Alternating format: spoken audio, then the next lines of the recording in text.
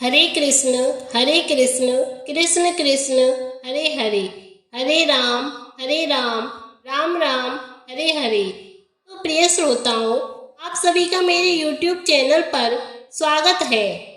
आज हम आप सबको सुनाएंगे श्रावण कृष्ण पक्ष की कामिका एकादशी व्रत की कथा। तो आइए जानते हैं कामिका एकादशी व्रत का महत्व।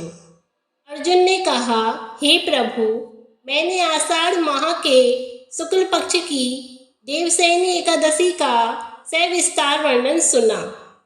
अब आप मुझे श्रावण माह के कृष्ण पक्ष की एकादशी की कथा सुनाने की कृपा करें। इस एकादशी का नाम क्या है? इसकी विधि क्या है? इसमें किस देवता का पूजन होता है? इसका उपवास करने से मनुष्य को किस फल की प्राप्ति होती है? भगवान श्री कृष्ण ने कहा, हे श्रेष्ठ धनुर्धर, मैं श्रावण माह की पवित्र एकादशी की कथा सुनाता हूँ। ध्यान पूर्वक श्रवण करो। एक बार इस एकादशी की पावन कथा को भीष्म पितामह ने लोकहित के लिए नारद जी से कहा था।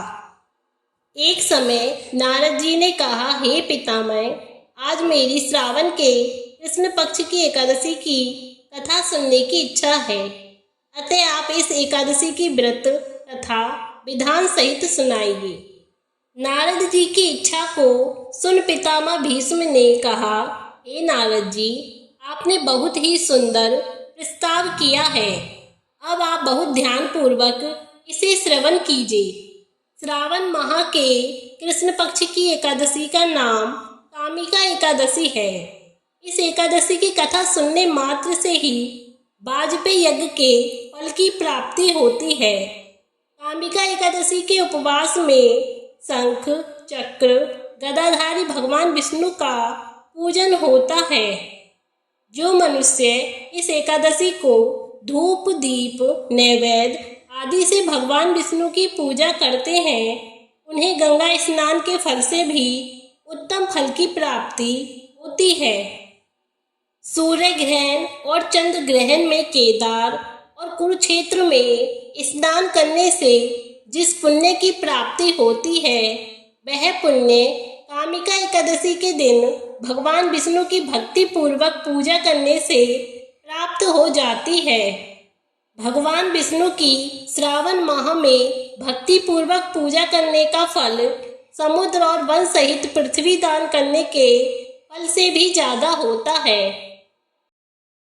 संसार में भगवान की पूजा का फल सबसे ज्यादा है, अतः भक्ति पूर्वक भगवान की पूजा न बन सके तो श्रावण माह के कृष्ण पक्ष की कामिका एकादशी का उपवास करना चाहिए।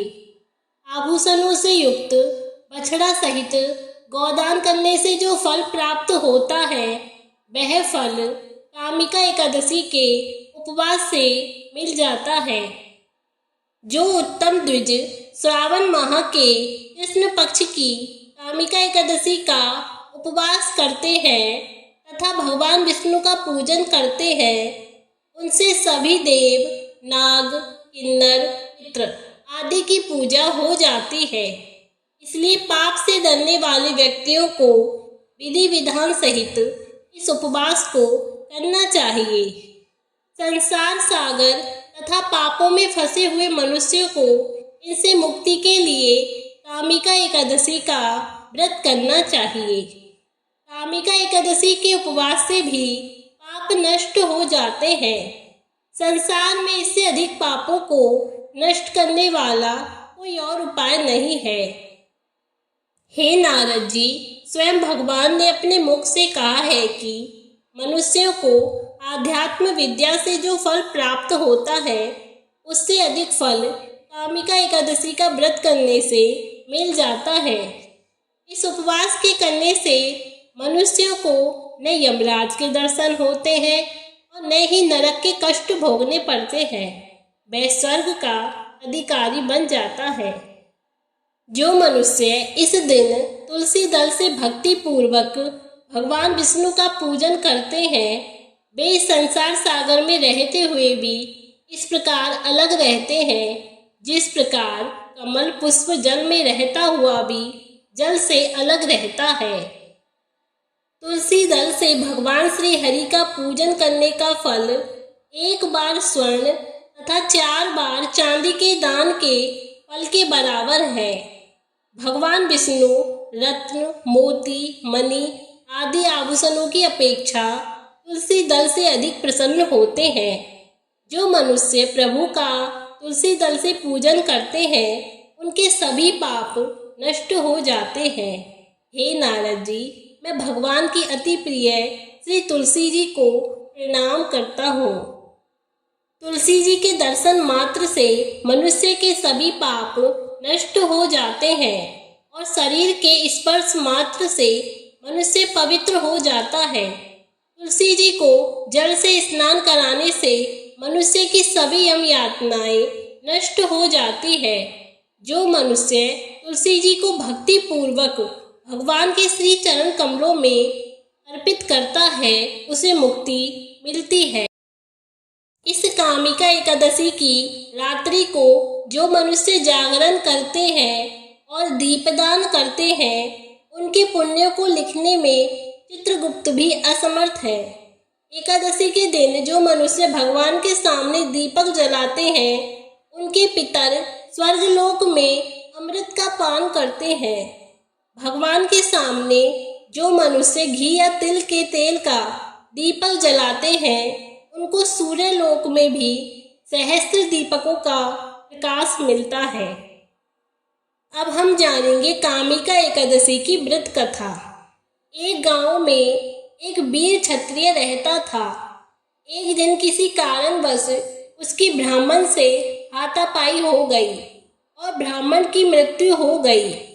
अपने हाथों मरे हुए ब्राह्मण की क्रिया उस क्षत्रिय ने करनी चाही, परंतु पंडितों ने उसी क्रिया में शामिल होने से मना कर दिया। ब्राह्मणों ने बताया कि तुम पर ब्रह्म हत्या का दोष है, पहले प्रायश्चित कर इस पाप से मुक्त हो, अब हम तुम्हारे घर भोजन करेंगे। इस पर क्षत्रिय ने पूछा कि इस पाप से मुक्त होने का क्या उपाय है। तब ब्राह्मणों ने बताया कि श्रावण माह के कृष्ण पक्ष की एकादशी को भक्ति भाव से भगवान श्रीधर का व्रत एवं पूजन कर ब्राह्मणों को भोजन करा के दक्षिणा के साथ आशीर्वाद प्राप्त करने से इस पाप से मुक्ति मिलेगी। पंडितों के बताए हुए तरीके पर व्रत कराने वाली रात में भगवान श्रीधर ने क्षत्रिय को दर्शन देकर कहा कि तुम ब्रह्म हत्या के पाप से छूट गए हो। इस व्रत के करने से ब्रह्म हत्या आदि के सभी पाप नष्ट हो जाते हैं और इस लोक में सुख भोग कर प्राणी अंत में विष्णु लोक को जाते हैं। इस कामिका एकादशी के महात्म के श्रवण एवं पठन से मनुष्य स्वर्ग लोक को प्राप्त करते हैं। तो इस तरह हुई कामिका एकादशी व्रत की कथा।